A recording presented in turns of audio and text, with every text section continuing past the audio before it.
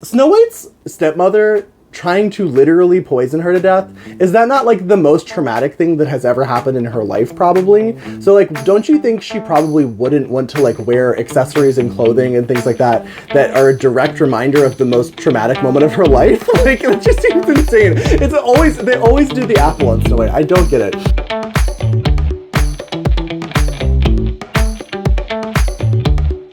Hello everyone and welcome back to my channel. So today I'm so fucking excited.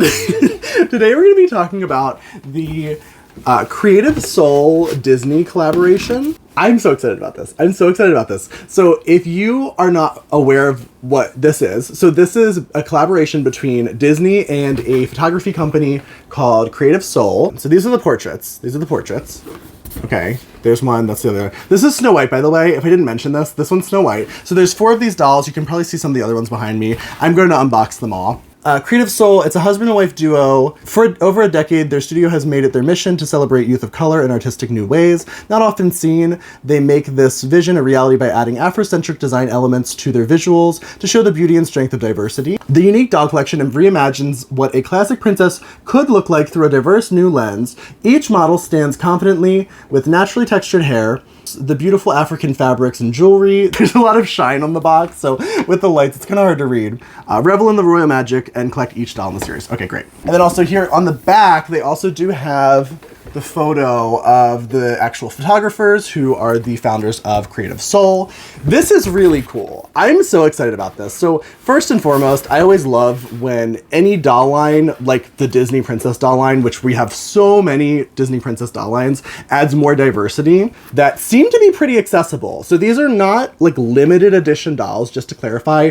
They're not made in like a set of like 5,000 or whatever, like the Disney limited edition dolls. They're not cheap though. I think that they were about $60 each. But I've already seen them go on sale, I think. There was like a sale, there might be a sale right now, I'm not sure. I'm not sure when I'll post this, but I've already seen these go on sale and they just came out. So I paid $60 each for them, which, this isn't gonna work.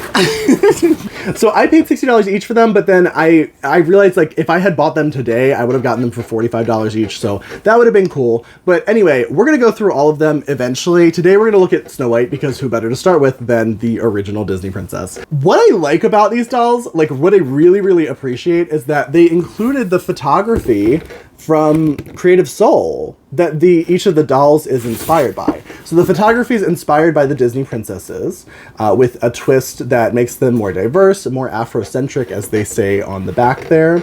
And also, what I like about the photography, honestly, so I love everything about the photography, to be completely honest. I love the color palettes they chose. I love the design elements that they chose. Like, there's literally not one that I didn't like, which is why I bought all 4 of them. I originally went to the site thinking, oh, I'm just gonna buy one. I couldn't choose. I literally couldn't choose. Like, they were all so good. And they're very different, too. Like, they're even with like very similar silhouettes, honestly, the actual design of each gown is so different. They did a really good job of taking these this photography and translating it into a doll. I think every single doll includes every single element of the original design, like almost to a T. Some things they kind of had to like simplify a little bit, I think because it's not like a really expensive collector doll. Like I almost would have appreciated it more if they had just gone all the way and added all the embroidery and all that kind of stuff. But every element is still there in like various ways. If you are an in-box collector and you're thinking about buying these, just as far as shipping goes from the Disney store, they came in like a big box, like mine came in a big box altogether, but each of these boxes came in like another box. So they all came like perfectly, like pristine. We're gonna take her out of the box. Is there literally no stand?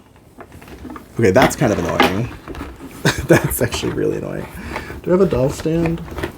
So I do want to clarify for anyone who thinks that there's like some sort of understructure to the skirt, there is not. Disney just put some like cardboard inside of her skirt to hold it up in the box.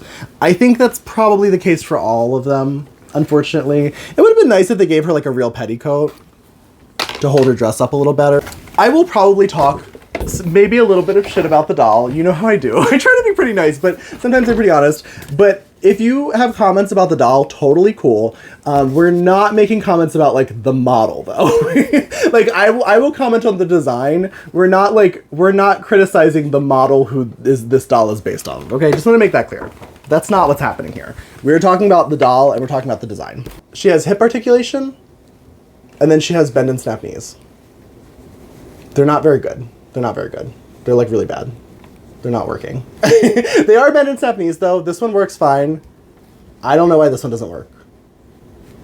Is it like twisted? This knee is like very wonky. I have no clue what's going on here. This knee will not bend or snap. This one does though, so maybe she just has one. I don't know why that's the thing. Okay, interesting start. I've got a lot of things to say.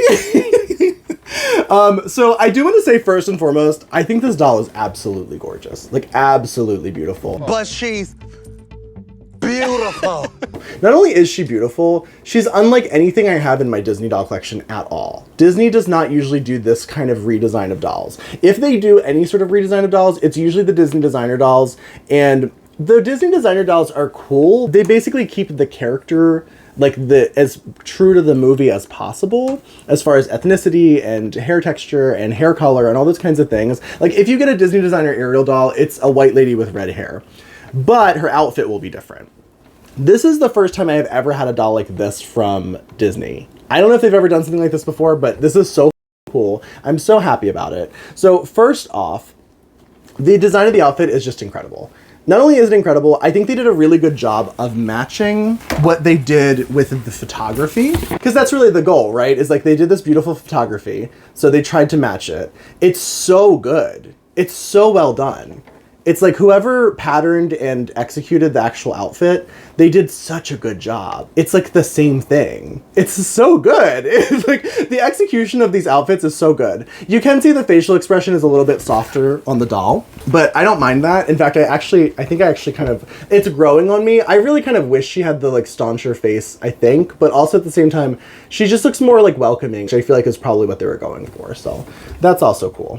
Either way, it's really cool. I don't care that much about it. It is just the one notable difference between the original photography and the final product. They did also give them purses. I don't think this opens. I can't get mine to open. Maybe I'm just not doing it right, but it doesn't seem to open. It also feels very solid. But the purse is kind of a weird thing. This is a detail I want to talk about. This isn't about this doll specifically. This is an ongoing thing with Snow White dolls. Why do they always give her the apple? What is that about? Snow White's stepmother trying to literally poison her to death, is that not like the most traumatic thing that has ever happened in her life probably? So like, don't you think she probably wouldn't want to like wear accessories and clothing and things like that that are a direct reminder of the most traumatic moment of her life? Like it just seems insane. They always do the apple on Snow White. I don't get it. I get that it's symbolic of like the story of Snow White, but it's just so bizarre to me. Other than the apple thing though, I think everything else is just incredible. I mean, I don't hate the apple. It's just kind of weird. And the apple's fine. It also doesn't really look like a purse. It looks like she's literally just holding an apple. Whereas the other ones, their purses look more accurate. But look at her face. The faces are really good on these. The sculpt is beautiful. Beautiful. It's also not a sculpt I've ever seen before. I'm actually not sure if it's a new sculpt, but I'm assuming that it is because I've never seen it before. So I'm assuming, and they're all different. Every one of them has a different face sculpt. I believe these are all new. The hair texture, incredible. That's it, period. Period. I love the like oversized bow on her head. I think they captured that pretty well. Her earrings are very cool. Oh, that's it. It's actually, I thought it was just a bow like clipped into her hair. It actually is like a full like scarf, I guess, or like headband. It looks like it Velcros in the back. That's pretty cool. So here, her earrings, very, very nice. The actual pattern on the dress is gorgeous. So this is one detail where like I can see that they kind of cut a little bit of the cost there, and they printed on, in the original photo, this is like sewn on. It's like a different fabric. It's just very clearly a different fabric that has been sewn onto that dress. But in the doll version, they just printed it on, which that's fine. I don't think that's a huge loss. I think that was a smart choice, actually. Probably saved them a little bit of budget. And then the belt is very cool. The belt is a separate piece. It is like a molded rubber piece. It feels very nice, but it also looks like almost beading. It almost looks like really small scale beading. That's so cool. Her actual skirt is not my favorite. I don't love the like two-tiered like this piece over this piece situation, but I will say that's more of a design thing. I just don't like that as like a design element. I will say though, the execution of it is like great. it's just great. It's great. From like a stitching perspective, they did use a decent piece of fabric for both of them. It's hemmed fine. This one's actually, like, if you can see, it's sort of like a faux like dupioni. So dupioni, if you're not familiar with fabrics, it's like a silk that has very textured because it's not as processed as a lot of silks. So it has a lot of like texture to it. Very, very cool fabric. This is obviously synthetic, but it's a good fake. Whoa. Hold on. That yellow skirt really is like messing with the color balance. But anyway, not really my favorite like design choice with this setup, but also I think they executed it so well that I don't even care. Also, I understand why they did it because they did really cool, interesting other things with the other ones. So I think it was just kind of something different to do this sort of like two-tiered skirt. The top layer has these little details on it. These are actually like raised details. There's little gemstones in them, just little rhinestones.